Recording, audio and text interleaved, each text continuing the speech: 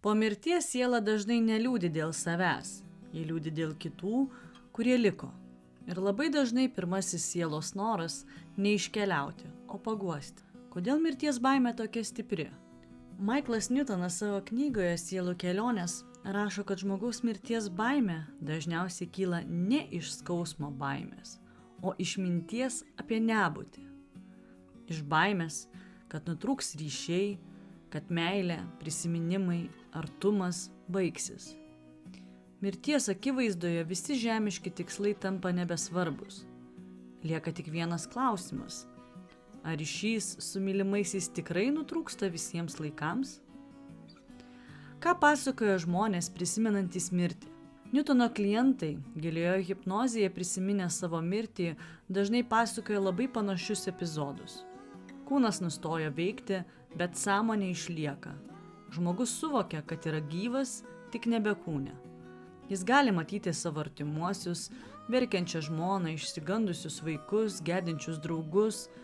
Ir tada kyla labai stiprus noras pasakyti jiems, kad viskas yra gerai. Kodėl siela ne visada gali susisiekti? Newtonas pabrėžė svarbų dalyką. Gyvieji, apimti didelio sielvarto, dažnai tampa neimlus. Skausmas, šokas, raudojimas tarsi uždaro protą. Siela gali būti šalia, bet žmogus jos nejaučia. Ne todėl, kad siela dingo, o todėl, kad skausmas užgožia viską. Kai kuriais atvejais sielai pavyksta nors trumpam perduoti ramybę. Ir tada jie jaučia palengvėjimą. Ji atliko tai, dėl ko pasiliko. Kodėl kai kurios sielos lieka iki laidotuvių? Priešingai nei daugelis mano, sielos nelabai domisi tuo, kas nutinka jų kūnams. Tai nėra abejingumas, tai mirties priėmimas. Vis dėlto dalis sielų pasilieka netoli mirties vietos iki laidotuvių. Šis laikotarpis joms simboliškas. Ne dėl pačių laidotuvių, o dėl galimybės dar kartą mintimis apkabinti artimuosius. Ypač tai būdinga staigios, netikėtos mirties atvejais, kai ir siela dar būna suglumusi.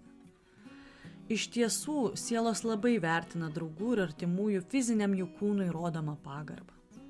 Newtonas pateikė ir labai asmeninį pavyzdį – savo motinos mirtį. Per laidotuves jis ir sesuo buvo taip apimti sielvarto, kad tarsi sustingo.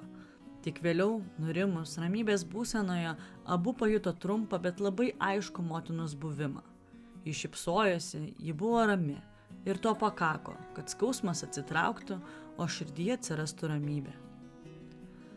Pagal šiuos pasakojimus mirtis nenutraukia ryšio su mylimaisiais. Ryšys tampa subtilesnis, tylesnis ir dažniausiai jis pasijunta per ramybės akimirkas. Jei šiuo metu gedi, žinok, pagal šiuos pasakojimus mylimasis nekenčia. Jis nori, kad tu jaustumėsi saugus ir laimingas. Kartais tam pakanka tylos ir ramybės.